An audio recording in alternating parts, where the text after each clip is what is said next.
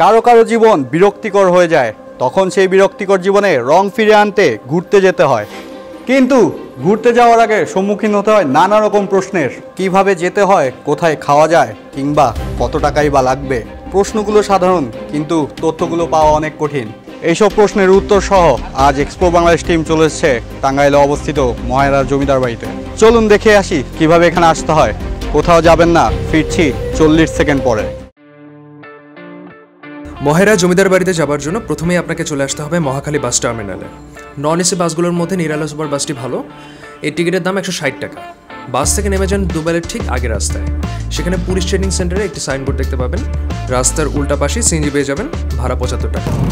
আমরা দুবাই থেকে এখন মহেরা জমিদার বাড়িতে যাইতেছি। এখানে সিএনজি ভাড়া হচ্ছে 120 টাকা।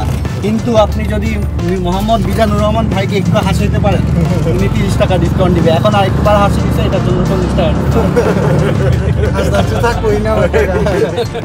একটি সিএনজি নিয়ে 10-15 মিনিটের একটি মিনি জার্নির পর চোখে পড়বে বিশাখা সাগর নামের এই বিশাল সুন্দর দিঘিটি। আর সঙ্গে সঙ্গে আপনি বুঝে যাবেন ওই পাড়ের গাছগুলোর আড়ালেই রয়েছে আপনার এখানে আসার মূল উদ্দেশ্য। আমরা চলে এসেছি মহেরা জমিদার বাড়ির সামনে। আমরা এখন বিশাখা সাগরের সামনে দাঁড়িয়ে আছি। টিকিট এখান থেকে করতে হয় আর 50 টাকা করে টিকিট পার পারসন। টিকিট কেটে প্রবেশের পরে আপনি পুলিশ ট্রেনিং সেন্টারের এই ভবনটি দেখতে পাবেন, যা প্রশিক্ষণরত পুলিশ সদস্যদের আবাসিক ইউনিট। চলুন ঘুরে আসি আশেপাশের ভবনগুলো।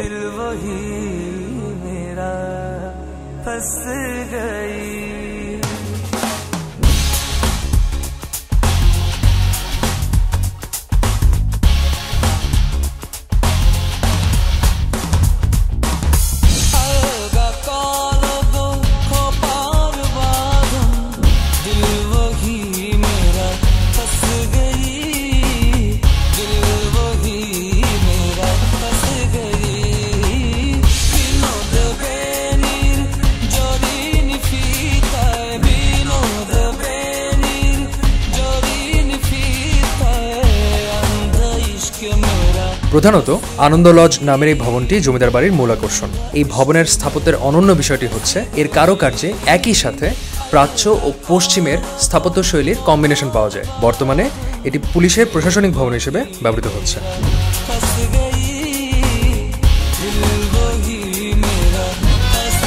মহারাজা লজের অবস্থান আনন্দ লজের ঠিক পাশেই।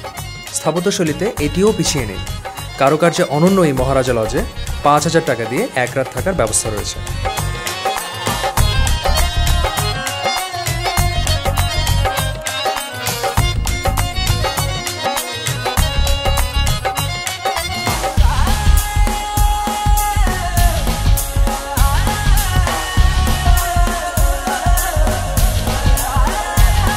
ভবনগুলোর পেছনে রয়েছে বাচ্চাদের খেলার জায়গা। ছোট্ট সোনামণিরা এখানে খেলা করতে পারবে, যেমনটি আপনারা এখন দেখতে পাচ্ছেন।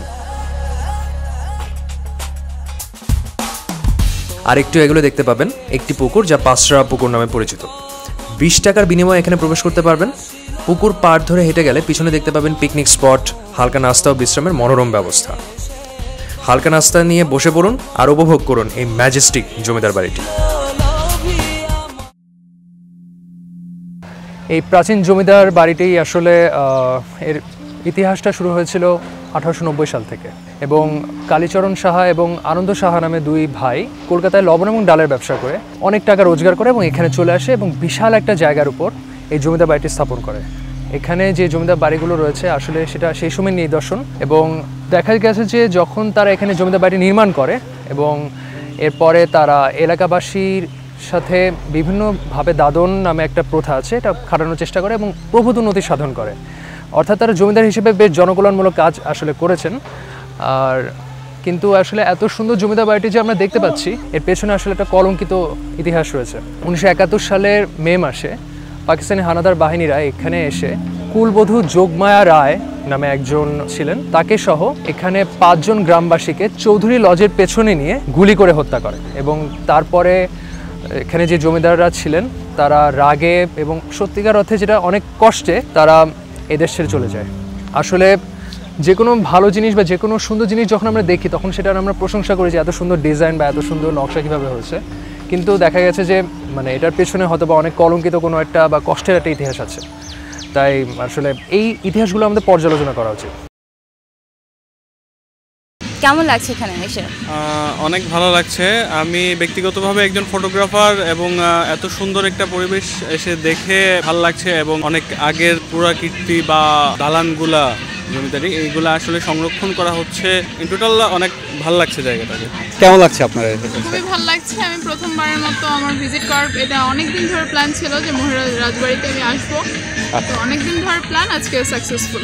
টাঙ্গাইলে মেনলি আমার ফোকাস ছিল যে আমি আজকে একদিনে আমি 3টা জায়গা সিলেক্ট করে রাখছি, যে মহেরা, দেন করটিয়া, তারপর আমি যাব ধনবাড়ি। তো আমার আজকে আসতে আসতে 4 ঘন্টা লেট, তো এই জন্য আর আমার সম্ভব না।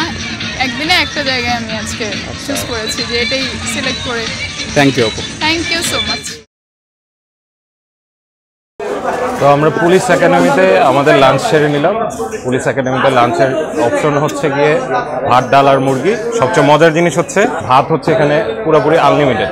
ভাত, ডাল, মুরগির প্যাকেজ হচ্ছে গিয়ে 80 টাকা। কিছু তথ্য না দিলেই নয়, পুলিশ ভাইদের আতিথেয়তায় আপনি মুগ্ধ হতে বাধ্য, আর তার জন্য আপনাকেও হতে হবে আন্তরিক। যেহেতু বাড়িটি পুলিশ ট্রেনিং সেন্টার হিসেবে ব্যবহৃত হচ্ছে, তাই এখানকার নিয়মকানুন মেনে চলুন। আর দয়া করে যেখানে সেখানে ময়লা আবর্জনা ফেলে পরিবেশটি নষ্ট করবেন না। সঠিকভাবে সংরক্ষণ করলে একটি পুরাকীর্তি কত সুন্দর পর্যটন কেন্দ্র হতে পারে, তার আদর্শ উদাহরণ এই মহেরা জমিদার বাড়ি। আমরা চাই দেশের অন্যান্য পুরাকীর্তি যেমন বালিয়াটি, সোনারগাঁও সহ প্রতিটি জমিদার বাড়ি বা সকল পুরাকীর্তি সংরক্ষণের উদ্যোগ নেওয়া হোক। ঢাকার আশেপাশে একদিনে ঘুরে আসার মতো জমিদার বাড়িগুলোর মধ্যে নিশ্চিতভাবেই মহেরা সেরা। তো বন্ধুরা, এই ছিল আজকের এপিসোড আমাদের। আমরা ঘুরতে ঘুরতে মোটামুটি টায়ার্ড। আমাদের ভিডিও ভালো লেগে থাকলে সাবস্ক্রাইব করবেন, লাইক দেবেন, শেয়ার করবেন আর কমেন্ট করবেন। অবশ্যই কমেন্ট। ওকে, ঠিক আছে। এক্সপ্লোর বাংলাদেশের পর্দায়। হ্যাঁ, থ্যাংক ইউ। আল্লাহ হাফেজ। Bye by.